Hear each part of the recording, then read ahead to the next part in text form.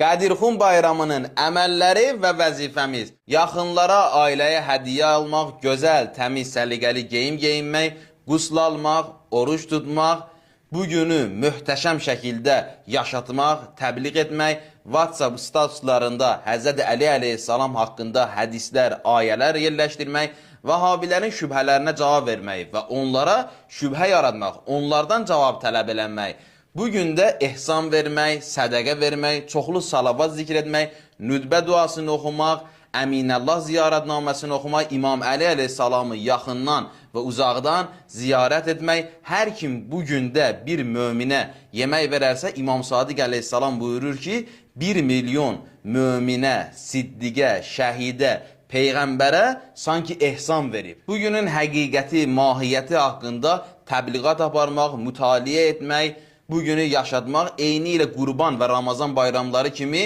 hədiyyə almaq, qohumlara baş çəkmək, bayram günü kimi qeyd edək. Çünki bu günləri İslamın ən böyük bayramlarından biridir.